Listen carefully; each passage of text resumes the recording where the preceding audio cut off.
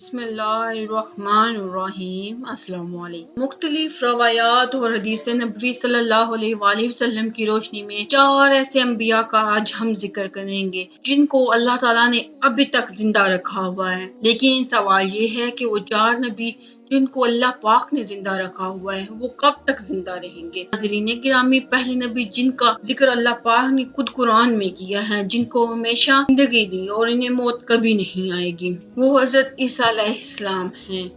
جب حضرت عیسیٰ علیہ السلام نے نبوت کا اعلان کیا تو انہوں نے اپنے ارد گرد کے لوگوں کو جمع کر کے فرمایا، میں آپ کو اللہ کے دین کی دعوت دیتا ہوں۔ وہ لوگ یہودی قوم سے تھے۔ انہوں نے اپنی دینی کتاب میں پڑھ چکے تھے کہ اللہ کا ایک نبی آئے گا جو یہودیوں کے دین کو ختم کر ڈالے گا۔ اس ڈر سے یہودیوں نے آپ کو قتل کرنے کا منصوبہ بنا لیا۔ آپ یہودیوں کو اللہ کے دین کا حکم دیتے رہے لیکن ان پر کوئی اثر نہ ہوا۔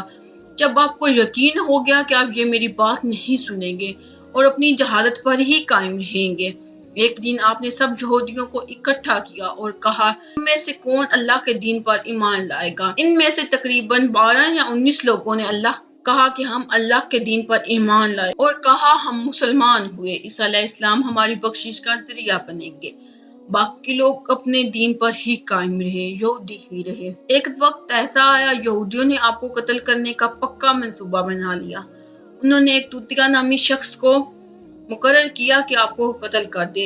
جب طوطیانوس نے حضرت عیسیٰ علیہ السلام کے پاس پہنچا ان کو قتل کرنے کے لیے تو اللہ تعالیٰ نے ایک فرشتے کو حکم دیا، جاؤ حضرت عیسیٰ علیہ السلام کو آسمان کی طرف اٹھا لاؤ۔ وہ فرشتہ اللہ تعالیٰ کے حکم کے مطابق حضرت عیسیٰ علیہ السلام کو آسمان کی طرف لے گیا۔ اب حضرت عیسیٰ علیہ السلام آسمان پر پہنچے تو آپ کی ملاقات آپ کی والدہ سے ہوئی۔ آپ کی والدہ نے آپ کو دیکھا اور گلے سے لگا کر پیار کیا تو آپ نے فرمایا، اماں جان، اب ہم روز قیامت ہی ملیں گے۔ جب آپ کو زمین سے اٹھایا گیا تو آپ کی صرف عمر 33 سال تھی۔ حضرت جبرائیل علیہ السلام تو آپ کو بدلی کے ذریعے آسمان پر لے گئے۔ یہودی باہر کھڑے طوطیانوس کا انتظار کر رہے کہ کب طوطیانوس حضرت عیسیٰ علیہ السلام کو ختم کر کے باہر آئے۔ کافی دیر بعد وہ سارے جب انتظار کر تھک چکے تھے تو انہوں نے دیکھا، وہاں انہوں نے ایک شخص کو پایا جس کا چہرہ حضرت عیسیٰ علیہ السلام جیسا تھا۔ انہوں نے اس کو قتل کر ڈالا۔ قتل کرنے کے بعد انہوں نے دیکھا یہ چہرہ تو حضرت عیسیٰ علیہ السلام جیسا ہے۔ انہیں یقین ہو گیا یہ تو ہمارا بھیجا ہوا طوطیانوس ہے۔ یہ ماجرا دیکھ کر 2 گروہ میں وہ تقسیم ہو گئے اور آپس میں جھگڑنے لگے۔ اس لڑائی میں بہت زیادہ یہودیوں کا قتل ہوا۔ اللہ پاک نے اس واقعے کو سورۃ النساء کی آیت نمبر 157 تا 158 میں اس کا ذکر یوں فرماتے ہیں، اور ان کے پاس یہ فخریہ کہنے لگے، ہم نے اللہ کے نبی مریم کے بیٹے عیسیٰ بن مسیح کو قتل کر ڈالا ہے، حالانکہ انہوں نے نہ ان کو قتل کیا اور نہ انہیں سولی پر چڑھایا، بلکہ اللہ نے انہیں حضرت عیسیٰ علیہ السلام کو یقیناً قتل نہیں کیا۔ اللہ پاک نے ان کو آسمان کی طرف اٹھا لیا۔ اللہ غالب و حکمت والا ہے۔ حدیث نبی صلی اللہ علیہ وآلہ وسلم ہے کہ حضرت عیسیٰ علیہ السلام قیامت سے پہلے زمین پر آئیں گے اور سنت نبوی صلی اللہ علیہ وآلہ وسلم کے مطابق زندگی بسر کریں گے۔ آپ صلیب کو توڑیں گے، دجال کا خاتمہ کریں گے، تقریباً 7 برس تک دنیا میں زندگی بسر کر کے اللہ کے دین کو عام کریں گے۔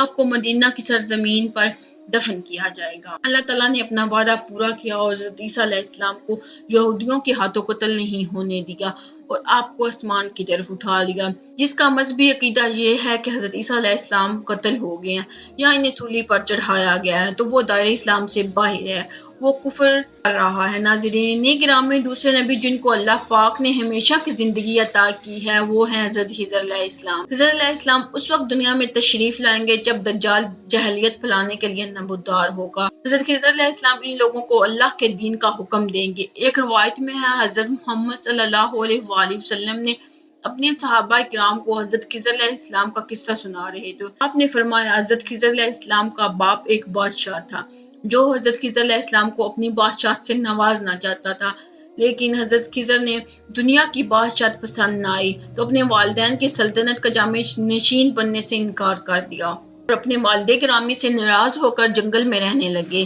جہاں ان کو کوئی نہ ڈھونڈ سکا۔ آپ کا گزر آب حیات کے چشمے سے ہوا۔ اس چشمے سے آپ نے آب حیات کا پانی پی لیا اور آپ تاحیات زندہ رہنے میں کامیاب ہوئے۔ آپ کے تاحیات زندہ رہنے کا ذکر کافی روایات میں ملتا ہے۔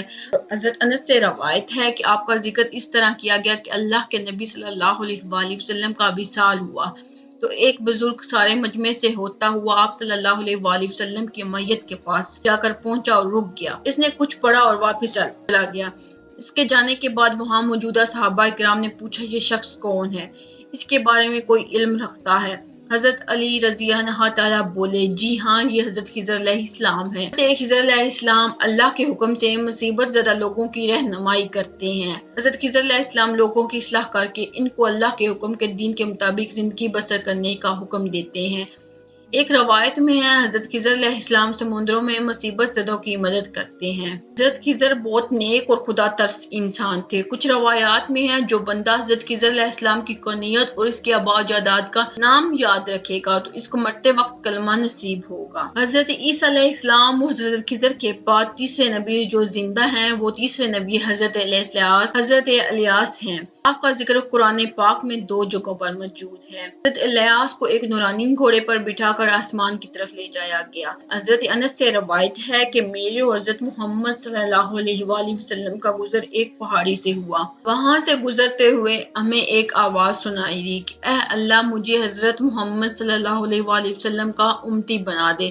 یہ آواز سنتے ہی اللہ کے رسول نے مجھے فرمایا اے انس پتہ لگاؤ یہ شخص کون ہے۔ حضرت انس فرماتے ہیں کہ میں نے دیکھا کہ ایک پہاڑی میں ایک شخص عبادت میں مصروف ہے۔ جب انہوں نے مجھے دیکھا تو کہا اے بندے تو حضرت محمد صلی اللہ علیہ وآلہ وسلم کا صحابی ہے؟ حضرت انس نے ہاں میں جواب دیا۔ اس بندے نے کہا میرا حضرت محمد صلی اللہ علیہ وآلہ وسلم کو سلام پہنچا دو اور حضرت محمد صلی اللہ علیہ وآلہ وسلم سے عرض کرنا کہ حضرت الیاس آپ کو ملنا چاہتے ہیں۔ میں نے واپس آ کر حضرت الیاس کا پیغام دیا تو آپ صلی اللہ علیہ وآلہ وسلم مجھے ساتھ لے کر وہاں چلے گئے۔ حضرت الیاس کے پاس پہنچے تو میں پیچھے ہٹ گیا۔ حضرت محمد صلی اللہ علیہ وآلہ وسلم اور حضرت الیاس کافی دیر آپس میں بات چیت کرتے رہے۔ اللہ کی طرف سے آسمان سے کھانا نازل ہوا تو حضرت محمد صلی اللہ علیہ وآلہ وسلم نے مجھے اپنے پاس بلایا۔ ہم تینوں نے مل کر کھانا کھایا۔ جب کھانا ختم ہوا تو میں نے دیکھا ایک سفید پرندہ آسمان سے نیچے کی طرف آ رہا ہے تو حضرت الیاس اس پر سوار ہو کر آسمان کی طرف چلے گئے۔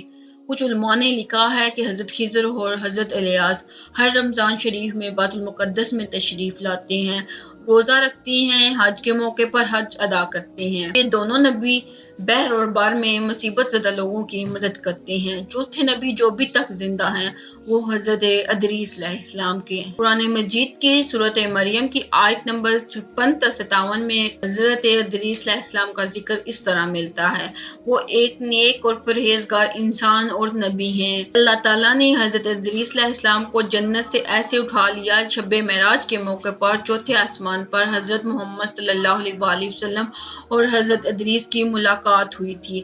حضرت ادریس علیہ السلام کا چھٹے آسمان پر کا ذکر بھی ملتا ہے۔ حضرت ادریس علیہ السلام زمین کی سیر و سیاحت کے ساتھ ساتھ اللہ کے ذکر میں مشغول رہتے تھے۔ حضرت ابن عباس رضی اللہ تعالیٰ فرماتے ہیں کہ میں حضرت ادریس علیہ السلام ایک درزی تھے۔ حضرت ابن عباس رضی اللہ تعالیٰ فرماتے ہیں کہ حضرت ادریس ایک درزی کا کام کرتے تھے، آپ کپڑوں کی سلائی کرتے جاتے اور اللہ کا ذکر ساتھ ساتھ بلند کرتے جاتے۔ جب شام ہوتی تو آپ کی نیکیاں بے تحاشا ہو جاتی۔ زمین پر رہنے والوں سب انسانوں سے سب سے زیادہ نیکیاں حضرت ادریس کی ہوتی۔ آپ کو زندہ آسمان کی طرف اٹھا لیا گیا۔ آپ نے موت کے فرشتے سے کہا مجھے موت کا مزہ چکھنا ہے۔ آپ کے کہنے پر موت کے فرشتے نے آپ کی جان نکالی اور پھر اللہ کے حکم سے آپ کو دوبارہ زندہ کر دیا گیا۔ آپ نے فرشتے سے درخواست کی کہ میں دوزخ دیکھنا چاہتا ہوں، پھر آپ کو دوزخ میں لے جایا گیا۔ پھر آپ نے جنت کی سیر کرنے کا کہا، آپ کے کہنے پر آپ کو جنت میں لے جایا گیا۔ جنت دیکھنے کے بعد آپ نے فیصلہ کیا میں یہاں ہی رہنا پسند کروں گا۔ فرشتے نے کہا آپ کو اپنے واپس مقام کی طرف جانا ہوگا۔ اللہ تعالیٰ کے حکم سے فرشتے کو حکم ملا حضرت ادریس علیہ السلام کو یہیں پر رہنے دو۔